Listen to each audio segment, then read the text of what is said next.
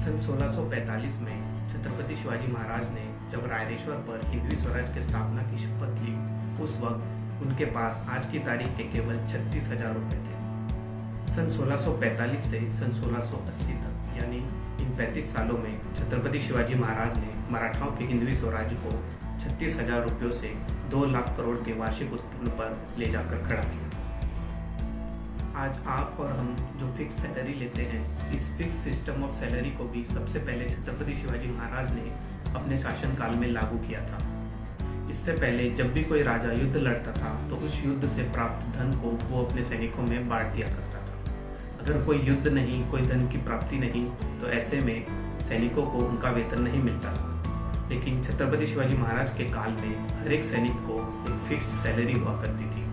ये fix salary सभी सैनिकों को फर्स्ट डे ऑफ मून यानी चंद्र का जो फर्स्ट डे होता है उस दिन मिलती थी, और ये दिन उनके जीवन काल में छत्रपति शिवाजी महाराज ने कभी भी मिस नहीं किया। छत्रपति शिवाजी महाराज के पास एक भवानी तलवार हुआ करती थी। बहुत लोगों का ये मानना है कि उन्हें ये तलवार खुद भवानी माता ने दी, लेकिन आपको मैं ये फैक्ट बता दूं कि उन्होंने ये तलवार यूरोप से 300 हॉर्न रुपए देकर आयात की थी। 300 हॉर्न यानी आज के 72 लाख रुपए होते हैं। ये 72 लाख रुपए देकर छत्रपति शिवाजी महाराज ने यूरोप से इस तलवार को अपने लिए आयात किया था। तो छत्रपति शिवाजी महाराज का पराक्रम, ऐसे दिव्य शक्तियों का नाम देखकर कम ना कीजिए और इतिहास को अच्छे से समझिए।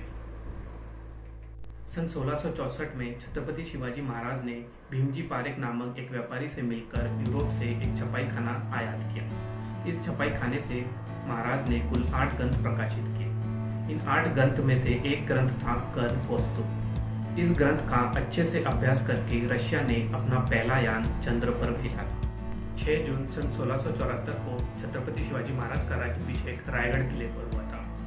यह राज्याभिषेक जून महीने में रखने का सबसे महत्वपूर्ण कारण ये था कि उस समय महाराष्ट्र में रोहिणी नक्षत्र और मृगशिरा नक्षत्र का आगमन होता था। इस नक्षत्र में महाराष्ट्र में काफी बारिश होती है। ये बारिश इतनी होती है कि कोई भी शत्रु उस वक्त महाराज पर या स्वराज पर आक्रमण करने की नहीं सोच सकता। औरंगजेब बादशाह खुद चाहता था कि छत्रपति शिवाजी महाराज का राज्याभिषेक ना हो। इसीलिए छत्रपति शिवाजी महाराज ने अपना राज्याभिषेक भूगोल का संपूर्ण अभ्यास कर ठीक जून महीने में रखा, ताकि कोई भी शत्रु उन पर कोई आक्रमण ना कर सके।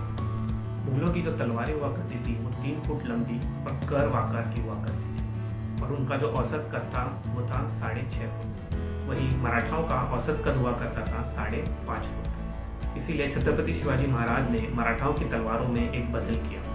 उन्होंने मराठाओं की 3 फुट की तलवारों को 4 फुट का किया और कर्व जैसी इन तलवारों को बिल्कुल सीधा किया। ऐसा करने से अब मराठाओं और मुगलों की जो टक्कर होती थी वो अब बराबर की होने लगी थी। मराठाओं की तलवारों को सीधा करने के कारण उसकी जो ग्रेविटी होती थी वो आगे की ओर होती थी। इसलिए छत्रपति शिवाजी महाराज ने इस ग्रेविटी को न्यूट्रलाइज करने के लिए उस तलवार के पीछे एक 2 इंच का सपोर्ट लगाया। ये 2 इंच का सपोर्ट कुछ इस तरह से था कि वो तलवार की आगे की ग्रेविटी को बिल्कुल न्यूट्रलाइज कर देता था। और इसमें सबसे इंटरेस्टिंग फैक्ट ये है कि छत्रपति शिवाजी महाराज ने इस ग्रेविटी पर जो संशोधन किया वो किया सन 1630 से 1680 के बीच। लेकिन न्यूटन का जो ग्रेविटी पर लॉ आया था वो आया था सन 1687।